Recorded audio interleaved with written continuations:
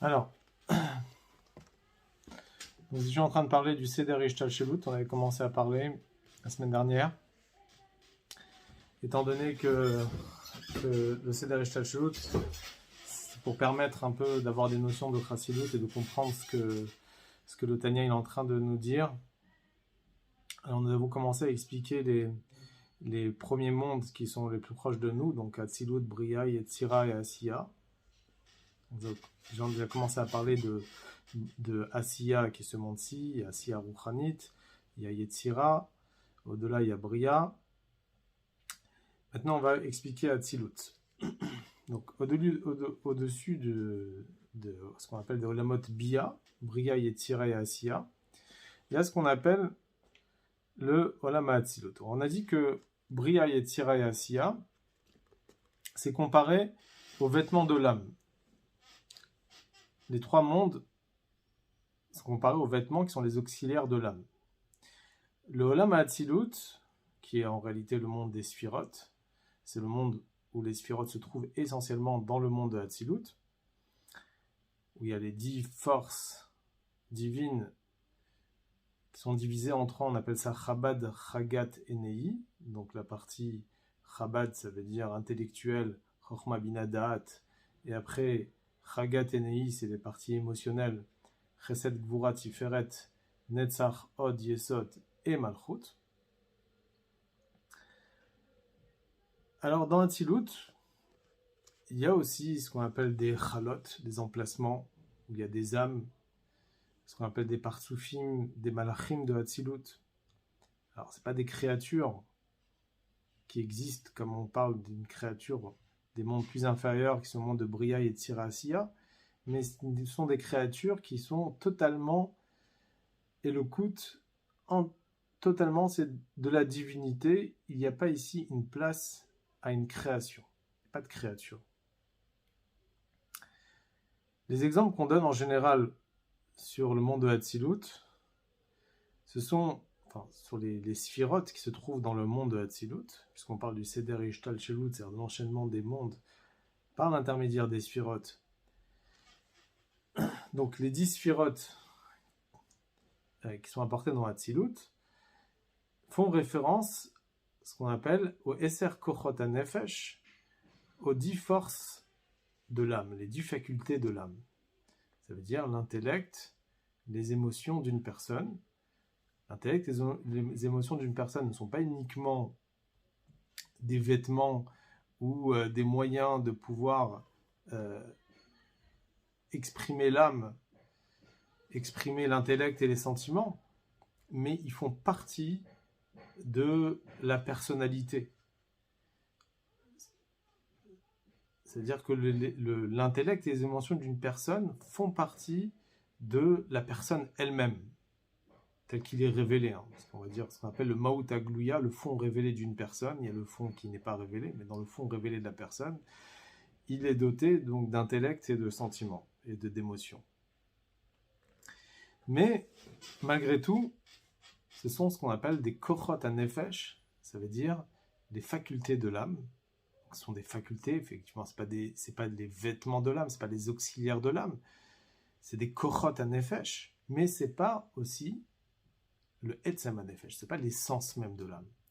Puisque l'essence même de l'âme, elle est simple, ça veut dire elle prend aucune forme, elle se limite pas dans un quelconque sentiment, dans une quelconque émotion, dans un quelconque sujet intellectuel. Donc d'un côté, les forces de l'âme ne sont pas les auxiliaires de l'âme, font partie de l'âme, mais de l'autre côté, ce n'est pas l'essence même de l'âme. Et pareil, le Olam HaAtzilut, le monde de Hatzilut, les sphirotes qui se trouvent dans le monde de Hatzilut ne sont pas des choses, chas v'shalom, qui sont séparées de la divinité, et qui n'ont pas été créées, chas v'shalom, par la divinité. Mais de l'autre côté, ils ne sont pas l'essence même de la divinité. Ce sont des forces divines. Alors ces forces-là, ils ne laissent pas place aux créatures, mais de l'autre côté, Akadosh Baruch Hu, il est Blikvul, il est illimité, il est Ensof, il est infini. Et les sphirotes qui se trouvent, ce sont des kochot pratim, ça veut dire des forces détaillées de la divinité qui sont limitées, qui ont été émanées de Dieu et qui ne font pas partie de l'essence même de Dieu. Jusqu'à tel point qu'il y a certaines expressions qui est rapportées dans Chassidut que les sphirotes du monde de Hatzilut avec les sphirotes de ce monde-ci, le monde de Asiya, ils sont égales vis-à-vis de Dieu. En d'autres termes, si je mesure la distance qu'il y a entre Dieu lui-même et les sphirotes du monde de Hatzilut, qui est le monde le plus élevé apparemment, cette distance, elle est beaucoup, beaucoup, beaucoup plus grande que la distance qu'il y a entre les sphirotes du monde de Hatzilut et les sphirotes de notre monde. Donc je reprends. La distance qu'il y a entre Dieu lui-même et ces sphirotes du monde de Hatzilut est beaucoup plus grande que la distance qu'il y a entre Hatzilut et ce monde-ci. Ça veut dire que vis-à-vis de Dieu, au stade où il est, Hatzilut et Asiya sont au même degré, au même niveau. Même si par rapport à nous, c'est très loin, Hatzilut, c'est très élevé. Et par rapport à Dieu lui-même, étant donné qu'il est à distance encore beaucoup plus élevée que le monde de Hatzilut, alors Hatzilut et Asiya sont au même degré pour lui, sont au même niveau. La différence, elle est par rapport à nous. Alors, qu'est-ce que ça veut dire Hatzilut? Hatzilut, ce qui différencie de Bria, Bria qui veut dire la création. Il y a une création. Dans Hatzilut, il n'y a pas de création. Dans Hatzilut, c'est le monde de l'émanation. Une création, c'est lorsque Dieu crée quelque chose de yesh me'ayin, ce qu'on appelle ex nihilo. Le yesh me'ayin, il se crée dans le monde de Bria, à partir du Olam HaBria, mais pas dans les mondes plus élevés. Il n'y a pas de création yesh me'ayin au-delà du monde de Bria. Donc dans Hatzilut, ce mot Bria n'existe pas. Il n'y a pas de création. Là-bas, c'est l'émanation de Dieu. C'est prendre une force qui est beaucoup plus élevée et la faire descendre à un niveau qui est beaucoup plus bas, plus inférieur. Comme on dit par exemple dans la Torah, sur Moshe Rabbeinu, il a dit Ve'atzalti, enfin c'est Dieu qui a dit à Moshe Rabbeinu, Ve'atzalti mina ruach asher alecha ve'samti alehem. Je vais émaner de l'esprit qui se trouve chez toi et je placerai sur eux, en parlant des 70 sages. Pourquoi? Parce que Moshe Rabbeinu, à son niveau spirituel, là où il est, il ne pouvait pas donner du matériel au peuple juif.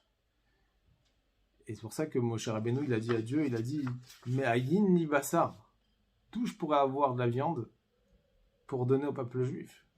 Mais ayin ni basa. » Et donc Dieu, il lui a dit « Ne t'inquiète pas, je vais émaner de ton esprit et je vais le mettre chez les 70 sages, les 70 Ekenim, et de là, tu vas pouvoir donner l'influence au peuple juif. » Ça veut dire que le peuple juif avait besoin d'une source d'influence qui est plus rapprochée de leur niveau, et il fallait que ça passe par eux. Mais il n'y a pas eu une création, il y a eu une émanation. C'est-à-dire que Dieu, il a émané de l'esprit de Moshe Rabbeinu, et il a fait descendre à un niveau plus bas, dans le niveau des 70 sages. Et c'est pareil donc dans le monde de Hatzilut. Hatzilut, c'est un monde qui est un monde d'émanation, pour faire descendre une lumière qui est plus élevée dans un monde qui est beaucoup plus inférieur. Alors, après, il y a énormément de niveaux qu'on parle dans Hatzilut. Là, je vous parle globalement. Dans la Kabbalah, on va parler dans Hatzilut, on va parler du monde de Broudim, par exemple. Il y a plusieurs mondes, ce qu'on appelle Akudim, Nekudim et Broudim, qui font référence aux vaches, aux animaux, aux troupeaux que Yaakov Avinu il avait, où il avait des troupeaux qui étaient entièrement blancs, des troupeaux qui étaient tachetés, des troupeaux qui étaient mouchetés. Ça fait référence à des mondes spirituels. Et dans le monde de Hatzilut, par exemple, s'appelle le monde de Broudim, le monde qui est tacheté, qui est composé de plusieurs couleurs. Puisque là-bas, dans l'Hatzilut, il y a ce qu'on appelle l'Itkalelut, les sphirotes, ils s'englobent l'une avec l'autre. Comme je vais prendre par exemple la couleur rose qui est composée du rouge et du blanc ensemble. Mais bon, c'est pas le sujet, on va pas rentrer dedans. Ici, on est en train de parler du Seder Ishtalshelut. Mais pour vous dire, lorsqu'on parle du monde de Broudim dans la Kabbalah, ça fait référence à un niveau dans le monde de Hatzilut. Maintenant aussi, comprendre aussi comment les sphirotes ont été créés à partir de Bria et Tirassia quand ils proviennent du monde de Hatzilut. Là, on est en train ici juste de tracer, on va dire, l'image globale du Seder Ishtalshelut, l'enchaînement des mondes. Comment un monde il vient l'un après l'autre. Et on va utiliser des exemples sur des sujets que nous-mêmes on comprend, comme on avait dit au début du premier cours sur le Seder Ishtalshelut, donner des exemples sur notre corps, à partir de notre corps, comme c'est écrit dans la Torah, Mipsari Chezelokad, à partir de ma chair, je peux voir Dieu. Comprendre, essayer de chercher chez nous des caractères, des traits de caractère, qu'on peut retrouver après dans les forces spirituelles, dans la divinité. Et si on veut aller au-delà du monde de Hatzilut, alors il faut aller encore beaucoup plus profondément dans nos caractères, dans des parties cachées de notre âme, pour pouvoir comprendre des niveaux qui sont plus élevés. Alors, au-delà du monde de Hatzilut, il y a ce qu'on appelle Keter. Keter Elion. Keter, ça veut dire la couronne céleste. La couronne qui... on appelle ça la couronne parce que là-bas, il y a ce qu'on appelle le Ratzon, il y a la volonté de Dieu, il y a le Ta'anoug. C'est là où provient la source des mitzvot. D'ailleurs, c'est pour cela que Keter fait référence... et la Gematria, la valeur numérique de 620, ça représente les 613 mitzvot, plus les 7 mitzvot instaurés par les sages. Mais bon, tout ça, c'est des choses qui se passent, qui proviennent de ce monde de Keter. Mais globalement, Keter se divise aussi en deux mondes. On appelle dans les mots de Kabbalah, on appelle ça Atikyomin, c'est l'aspect profond de Keter, et il y a Arichanpin, qui est l'aspect plus inférieur dans Keter. Le Keter, c'est l'intermédiaire entre, en réalité, ces deux mondes. Le monde du Ma'atzil, ça veut dire celui qui émane, et les Ne'etzalim, le monde des Ne'etzalim, le monde des émanés, tout ce qui a été émané de Dieu.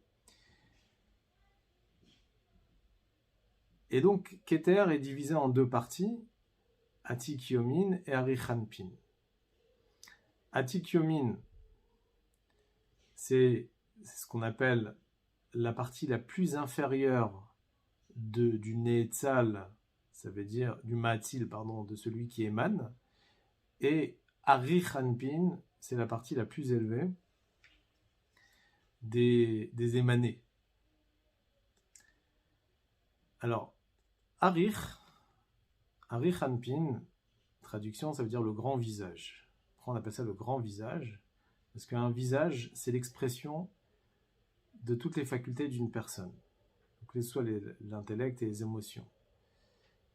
Et dans le grand visage, englobe toutes les facultés d'une personne. Pareil en haut, spirituellement, Arichanpin englobe aussi les 10 sphirotes. Il y a aussi 10 sphirotes dans Arichanpin. Sauf que là-bas, ce sont des sphirotes qui sont cachés. On va donner dans le Kabbalah, on va dire par exemple la Chochma, on va l'appeler Chochma Stima'a, la Chochma cachée, ou Bina Stima'a, la sagesse cachée, etc. Tous les sphirotes là-bas, les sphères, sont cachées. Comment on peut comprendre à travers notre corps ce qu'on appelle chez nous, en hébreu, on appelle ça le koach hayuli. Ça veut dire la force potentielle. C'est des forces qui sont cachées. On peut dire il y a la conscience et il y a la subconscience, qui est la force, le potentiel des forces qui sont révélées. comme par exemple ce qu'on appelle Koach HaMaskil, la faculté intellectuelle, qui est la source de l'intellect. Toute personne a une quantité de capacité intellectuelle, jusqu'à combien il peut comprendre, jusqu'à combien il peut se mémoriser. Et même dans l'intellect, il y a des sujets intellectuels où on est plus doté que d'autres. Il y a certaines personnes qui vont plus développer leur intellect dans la médecine ou dans l'astrologie ou dans l'astronomie ou dans d'autres sujets intellectuels. Et plus une personne étudie, fait des efforts, alors à ce moment-là, ces forces-là, elles progressent, elles se développent. Une personne peut comprendre plus vite, plus rapidement, plus profondément.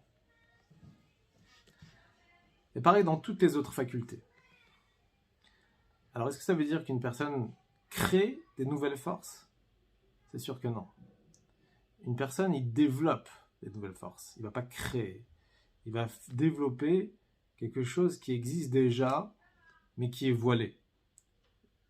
Et ce qu'on appelle donc le Koach HaMaskil, par exemple, la faculté intellectuelle, qui est le potentiel, qui est la source de l'intellect, dont de là provient l'intellect. Et plus une personne fait des efforts pour comprendre, et plus une personne utilise cet outil intellectuel, il va pouvoir attirer encore plus de cette force intellectuelle, du potentiel de cette force qu'on appelle le Koach HaYuli, cette force potentielle intellectuelle. On va dire par exemple qu'une personne a un don dans Réhouven, par exemple, il a le don de faire un beau dessin, des beaux dessins, une belle peinture. Shimon, il a le don de bien écrire. Lévi va avoir un don particulier de bien comprendre les choses. Tous ces dons-là ne sont pas uniquement dans l'intellect révélé, mais ils se trouvent aussi dans la source de l'intellect, dans la subconscience, dans ce qu'on appelle donc le Koach HaYuli. Et là déjà existent ces différences. Et là on va voir que Réhouven, il a plus de dons que Shimon dans un certain point, que Shimon il n'a pas, et vice-versa. Cette source intellectuelle, d'un côté, c'est pas de l'intellect, mais on peut pas dire que c'est pas du tout de l'intellect, puisqu'il est déjà une source à l'intellect. On peut déjà reconnaître vers quoi il est plus attiré, il a plus de compréhension.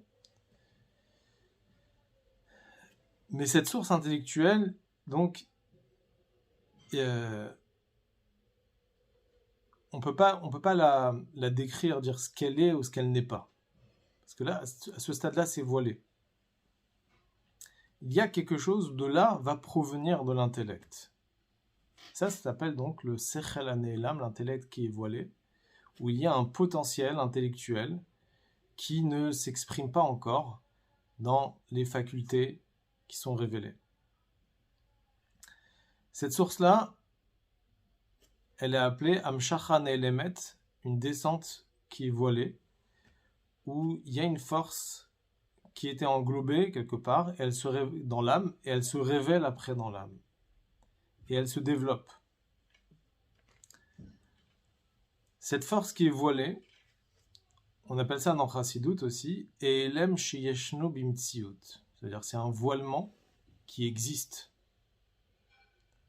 Parce qu'on va parler après des voilements qui n'existent pas. Il y a des voilements qui existent. Et on va donner un exemple pour comprendre ce que ça veut dire un voilement qui existe. Dans Chassidut, quand on parle d'un voilement qui existe, on parle d'une flamme qui est englobée dans une braise. C'est par rapport à ça, pour comprendre le lien entre les sphirotes qui se trouvent au-delà de Hatzilut et les sphirotes de Hatzilut, pour comprendre la différence entre les forces potentielles et les forces qui sont voilées à l'intérieur de l'âme. De la même façon, qu'à l'intérieur d'une braise, il n'y a pas une flamme de feu qui est révélée. Mais de l'autre côté, on ne peut pas dire qu'il n'y a pas du tout de feu, qu'il n'y a pas une source de feu. Quand on voit que si, par exemple, on va mettre beaucoup de braise dans du feu, le feu il va s'éteindre et il va rentrer dans la braise. Ça veut dire qu'il y a ici une existence de feu, mais ce feu, il est voilé. Et ce qu'on appelle donc Elem Sheyeshno Bimtziut, donc c'est un voilement qui existe. Et puisque le feu il existe à l'intérieur, donc ce feu il est voilé. Et donc pour pouvoir faire sortir le feu qui est voilé et le dévoiler, il n'y a pas besoin de beaucoup d'efforts. Il suffit de souffler. Je sais pas si vous avez déjà fait des barbecues, on voit, on souffle, on fait du vent dans les braises et le feu il se met à sortir. Il se révèle. Donc ça ne demande pas beaucoup d'efforts. Donc on voit qu'il y a ici un feu qui est là, mais qui est voilé. Donc ce qu'on appelle Elem Sheyeshno Bimtziut. Un voilement qui existe et qui est là. Et c'est exactement la même chose dans les Kochot HaNeilamim du Nefesh, c'est-à-dire les forces voilées de l'âme, ou les forces potentielles de l'âme, qui se trouvent là potentiellement, ils existent. Et pour pouvoir les développer, ça ne demande pas beaucoup d'efforts. Il suffit de se concentrer, ça ne demande pas énormément d'efforts. Ça veut dire, on sait qu'on est capable de pouvoir les développer, et il suffit par nous-mêmes de les développer, ces potentiels de force, ces forces potentielles. Et au fur et à mesure, on va pouvoir développer notre intellect. Et pareil pour n'importe quelle faculté. La métaphore de ces deux exemples, donc de la braise et des forces voilées de l'âme, sont exactement donc les 10 sphirotes de Hatzilut et au-delà de Hatzilut. Les 10 sphirotes de Hatzilut, c'est comme les forces qui sont dévoilées, mais leur source se trouve dans les sphirotes qui se trouvent dans Keter, qui sont englobées dans Keter. Et c'est pour ça qu'on appelle ça, donc, Arichanpin. C'est le 10 sphirotes, l'ensemble des 10 sphirotes sont là, mais voilés. Il n'y a pas ici une vraie existence de sphirotes, mais c'est une source potentielle à des sphirotes dévoilées qui se trouvent comme le feu qui se trouve englobé dans les braises. Et que de la même façon que dans une braise, il y a un feu qui est englobé à l'intérieur, et il y a aussi la braise elle-même, pareil dans l'âme, à ce stade-là, les forces potentielles de l'âme, il y a l'âme en soi, qui est illimitée, qui est simple, ça veut dire elle prend aucune forme, et dans cette âme est englobée une existence voilée de potentiel, de facultés, qui va pouvoir se développer après. Et pareil, en haut, spirituellement, les sphirotes, les sphères célestes qui se trouvent dans Arichanpin, dans ce monde-là, qui est dans Keter, ils sont cachés d'une telle façon, ce qu'on appelle Elem Sheyeshno Bimtziut, un voilement qui existe, et ils sont en même temps englobés dans la pshitut, dans la simplicité de l'infinité de Dieu qui est illimitée. Globalement aussi, c'est le sujet de Hatik. Les sphirotes, ils sont comme cela aussi dans Hatik, qui sont complètement voilés. Et alors Hatik, c'est aussi la fin, ce qu'on appelle du Ma'atil, de celui qui émane, donc Kadosh Baruch Hu, qui est infini. Et dans Hatik est englobé aussi la source des sphirotes qui se trouve dans Arichanpin. Alors dans le monde de Harich et Hatik, bien sûr, il y a plein d'autres détails, comme on a parlé du Ratzon, du Ta'anoug, encore d'autres choses. Là, on parle juste donc du sujet des sphirotes, on ne va pas rentrer trop dans les détails. Harich, il y a aussi ce qu'on appelle, on parle souvent dans Chassidut du monde de Tohu, Tohu Bohu, c'est le monde où il y a eu des sphirotes, des réceptacles qui se sont cassés. On appelle ça aussi le monde de Nekudim, où les sphirotes ils viennent d'une façon particulière, qui est la brisure des réceptacles, et qui descendent dans le monde de la réparation, qui sont Bria et Tzira. De là proviennent toutes les clipotes. Mais on ne va pas rentrer encore dans ce sujet-là, ça ne fait pas partie du Seder Ishtalshelut, mais c'est un monde qui est lié donc au Keter, qui est dans Atik. Donc c'est dans ce niveau-là, dans Arich, la partie inférieure du Keter, où provient donc le Olam HaTohu. Donc globalement, donc Keter se divise en deux niveaux, donc Atik Yomin et Arichanpin. Maintenant, si on va au-delà de Keter,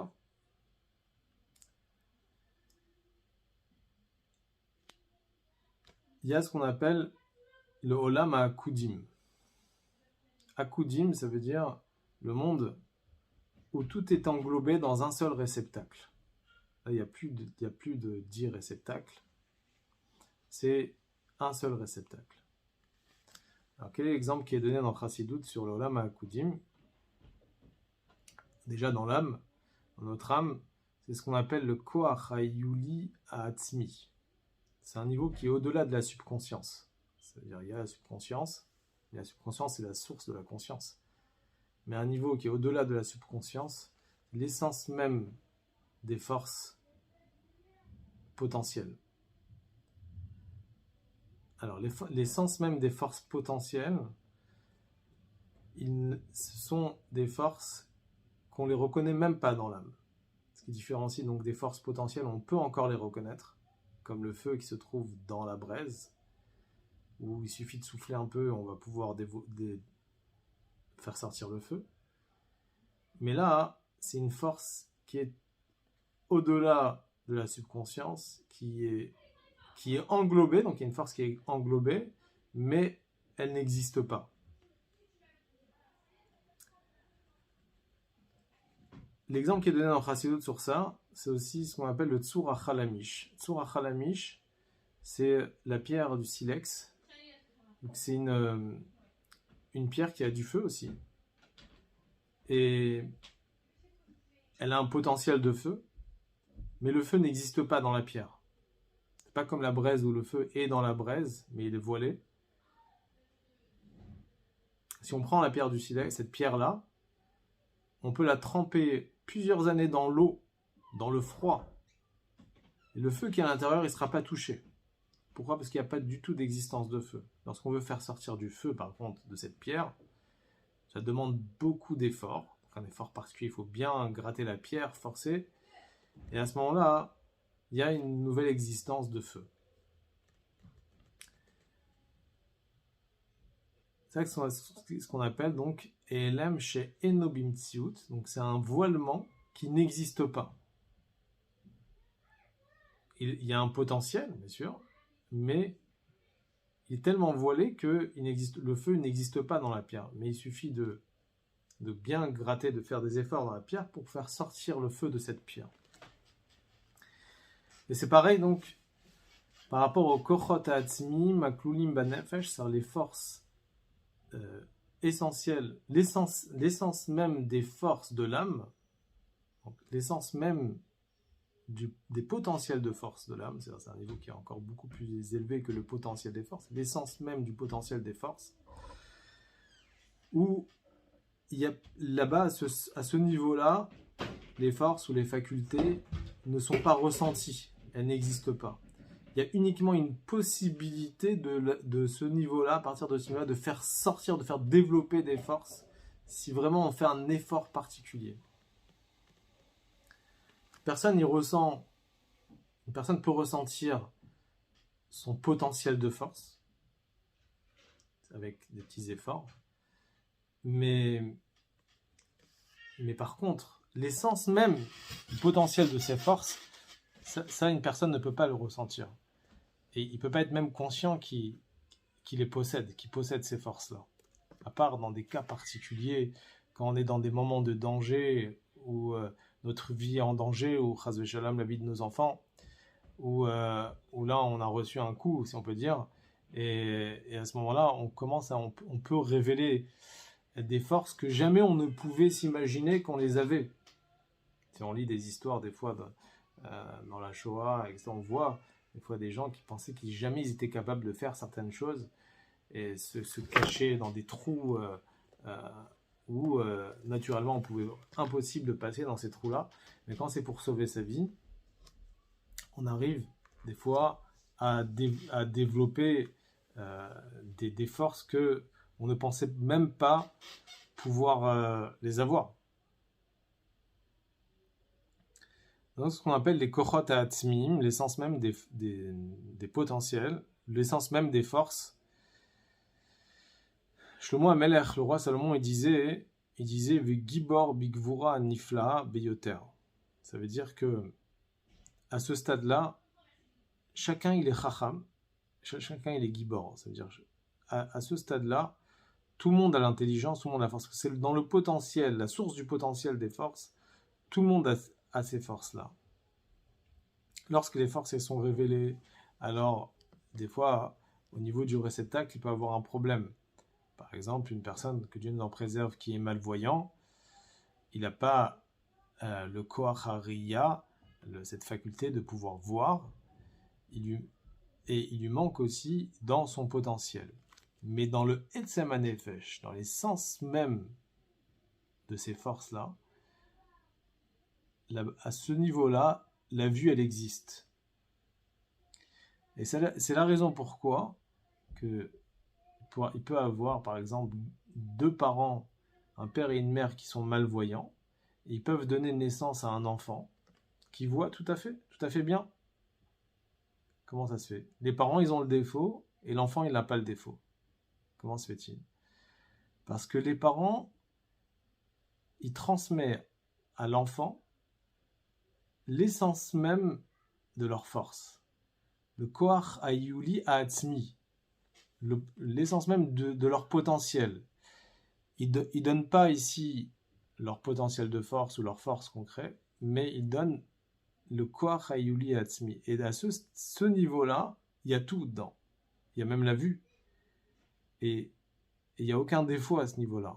Et c'est pour cela qu'un enfant de parents qui sont malvoyants, l'enfant il peut être voyant, ou bien dans d'autres choses, dans d'autres défauts que les parents ils peuvent avoir, l'enfant ne peut naître sans les défauts que les parents ne transmettent pas ce défaut-là.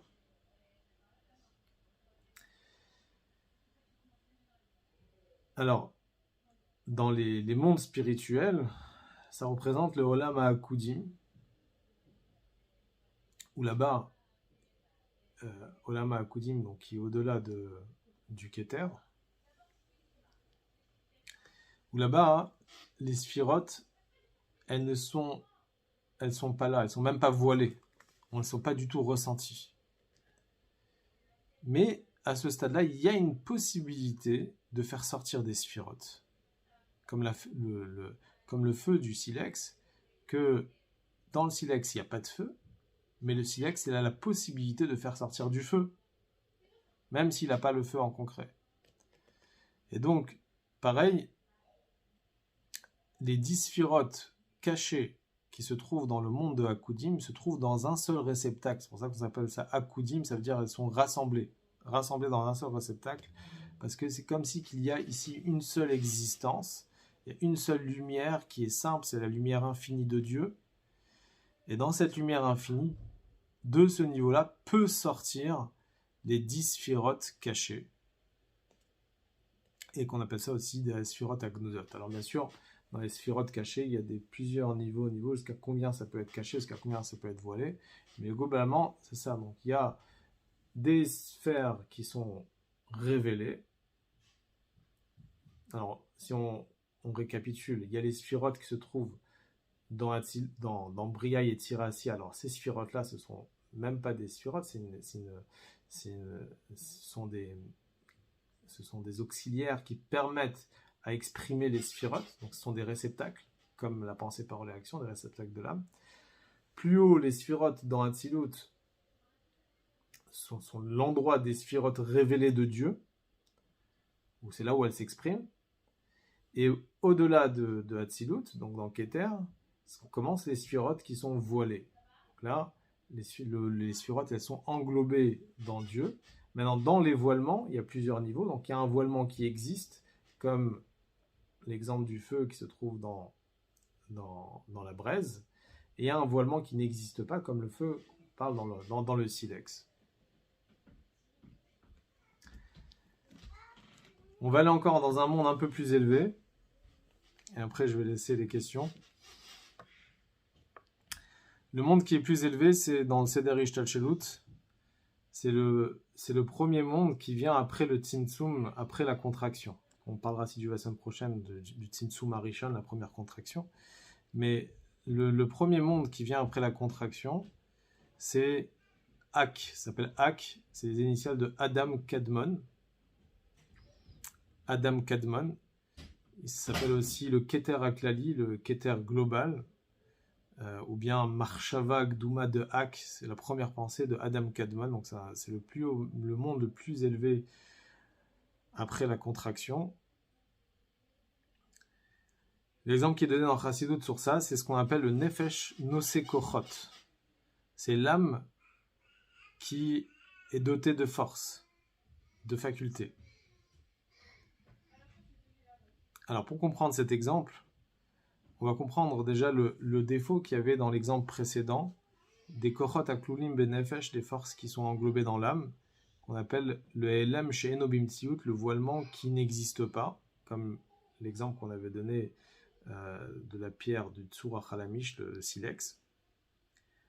Donc on va donner cet exemple avec un autre exemple pour comprendre la différence dans le voilement des sphirotes. Alors, dans cette pierre de silex, il y a une seule chose, il y a la pierre. On ne voit pas le feu, même voilé. Mais malgré tout, de façon très raffinée ou très spirituelle, il y a en dehors de la pierre quelque chose de théorique, on va dire, qu'on peut différencier à un niveau très raffiné. On peut différencier, on peut dire, voilà, ça c'est la pierre, et il y a quelque chose qui est différent, au-delà peut être la source du feu. Et dans l'âme aussi c'est pareil. Dans l'âme, on peut aussi, dans l'âme, l'essence même des forces de l'âme, on peut différencier. Il y a l'âme telle qu'elle est simple, elle n'est pas limitée par quelconque force. Et il y a aussi l'âme qui est dotée et qui est composée, qui est la source de 10 facultés qui va venir plus tard. Dans la pierre, on n'a pas de problème. On veut dire, on peut de savoir d'où provient son lien avec le feu. Ça, c'est un don, c'est Akadosh Baruch Hu qui a créé comme ça dans la pierre. Il a créé que cette pierre-là, elle peut faire du feu. Mais dans l'âme, on essaye de chercher d'où viennent ces forces. Quelle est la source de ces sphirotes en haut? Comment vient ce lien entre les kochot, entre les forces, les facultés que l'âme elle est composée et l'âme elle-même? On se demande d'où ils viennent ces forces-là. Quel est le lien entre l'âme elle-même et les forces de l'âme? Alors, c'est ce qu'on appelle en réalité, dans la source, qu'on appelle le Nefesh Nosekochot, l'âme qui est dotée de force, de facultés. Ça veut dire qu'à ce niveau-là, l'âme et ses facultés ne sont pas deux choses différentes. C'est une seule chose, c'est une âme. Mais dans cette âme qui est simple, elle a ce don de Nosekochot. Ça veut dire qu'elle a déjà un quelconque lien où de là peut être la source des facultés. C'est ce qu'on appelle la yicholet, la possibilité d'avoir des kochot dans l'âme. Alors, c'est même pas voilé. Alors, non seulement que c'est pas un voilement qui existe, et non seulement que c'est pas un voilement qui n'existe pas, mais c'est même pas voilé. Mais il y a une possibilité qu'il y ait des forces qui sortent de là. Alors, pour comprendre ça, on va donner un exemple. c'est ce qu'on appelle l'exemple des noms ou des prénoms d'une personne. Quand une personne, je vais l'appeler Reuven ou Shimon. Alors, avant même qu'on appelle une personne, en réalité, la personne n'a pas de lien avec son nom. Toute l'idée du nom, c'est quoi? C'est que grâce à ce nom-là, on va pouvoir l'appeler. Et quand on va l'appeler, il va se retourner. Mais en soi, il n'a pas besoin de nom. S'il vivait seul dans le désert, par exemple, il n'a pas besoin de nom.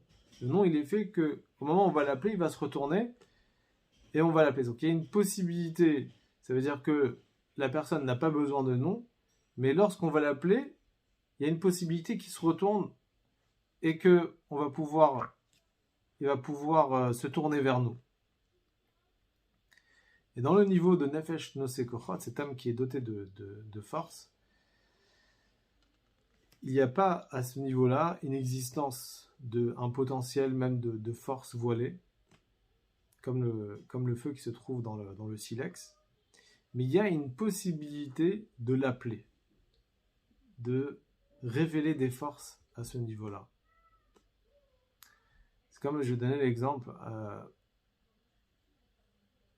par exemple, s'il y a une personne qui est chacham, qui est talmid chacham, qui est intelligent, ou une personne qui est généreux. Lorsque je vais dire à une personne, je vais lui dire, tu sais, toi tu es généreux, alors ça va l'encourager, ça va réveiller en lui sa générosité. Quand une personne, je vais lui dire, tu sais, tu es intelligent, ça va réveiller en lui sa faculté intellectuelle. À chaque fois que je fais des éloges sur une personne, sur un certain point, sur une certaine faculté, j'appelle quelque part quelque chose qui est caché en lui et je le révèle. Ce qu'on appelle les schémotes. Et ça, on peut dire, c'est ça qui est, enfin, c'est l'exemple des schémas. Bon, en vérité, c'est juste pour comprendre l'idée, mais c'est pas exactement la même chose chez HaKadosh Baruch Hu. Mais en tout cas, c'est juste pour comprendre que il y a un niveau qui ne possède pas de sphirotes, mais à ce niveau-là, je peux appeler des sphirotes. Je peux créer des sphirotes. C'est sur ce niveau-là, on dit En Metziut Ignuzot. Donc les sphirotes ne sont même pas cachés dans ce monde-là, dans le monde de Adam Kadmon. Mais il y a une yecholette, c'est-à-dire il y a une possibilité où je peux, malgré tout, faire révéler des sphirotes par le réveil du bas, par le travail du bas. Mais en soi-même, il n'y a pas de sphirotes. Ça, c'est ce qu'on appelle le Adam Kadmon. L'Adam Kadmon, la source de l'homme spirituel, ça veut dire la source des sphirotes spirituelles, qui ne possède pas de sphirotes, mais qui a un potentiel à des sphirotes, on peut dire une yicholette et une possibilité à ce qu'il puisse avoir des sphirotes. Après, si tu veux, on parlera du Tzimtzum Arishon et du Kav et de la Reshimu, ça s'en parlera si tu veux la semaine prochaine. C'est les niveaux qui se trouvent avant le Tzimtzum Arishon, avant la première contraction et la première contraction, pour arriver justement à ce monde-là qu'on vient de parler, donc ce monde de Adam Kadmon.